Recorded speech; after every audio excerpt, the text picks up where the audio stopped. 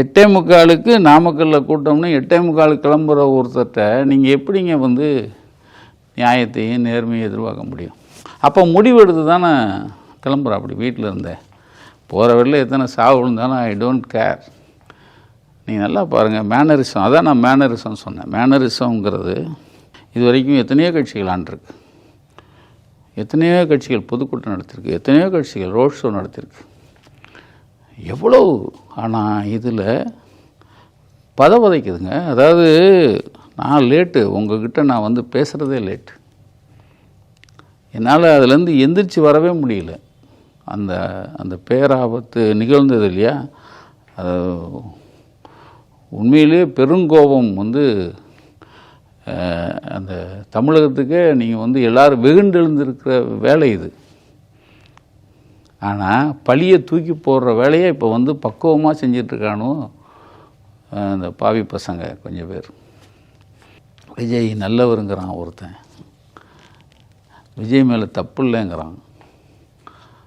நானே இருக்கேன், என் குடும்பத்தில் என்னை நம்பி ஒரு 150-200 பேர் இருக்காங்க. ஒருத்தருக்கு ஒரு பிரச்சனைன்னா நான் தானே பொறுப்பு, நான் தானே அதுக்கு முக்கியஸ்தன். அது எப்படி அவருக்கு மேலே தப்பு இல்லை அப்படின்னு எப்படி ஒதுக்கி விட முடியும்? நாமக்கல்லுக்கு 12 மணி வெட்ட வெயில்.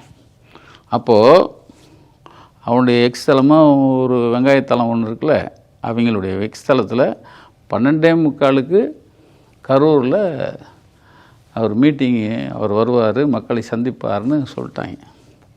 அப்போது 12:45னா அங்கே இருக்கிற மக்கள் சொல்கிறாங்களே 9 மணிக்கெலாம் கூட்டம் வர ஆரம்பிச்சிருச்சு, 10 மணிக்கெலாம் வர ஆரம்பிச்சிச்சு. நம்ம தம்பிகள் போய் அங்கேருந்து சொன்னவங்களும் அதான் சொல்கிறாங்க, 10 மணிக்கெலாம் கூட்டம் வர ஆரம்பிச்சிருச்சு. வந்து உட்கார ஆரம்பிச்சிட்டாங்க, வந்து நிற்க ஆரம்பிச்சிட்டாங்க, வெட்ட வெயில். ஆனால் சார் வந்து ஆடி அசைஞ்சு அப்போ தான் வீட்டில் 8:45 கிளம்பி அவர் நாமக்கலுக்கு வந்து அவர் ரோட் ஷோலாம் முடிய 2 மணி நாமக்கல்லில்.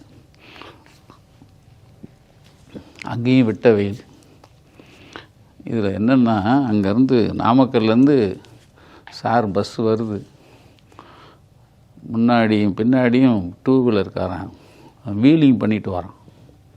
ஒருத்தன் பஸ்ஸில் எல்லா வித்தியார்த்திகளோடு தானே உள்ளே இருக்கீங்க, எல்லா வித்தியார்த்திகளும் உள்ளே இருக்குது.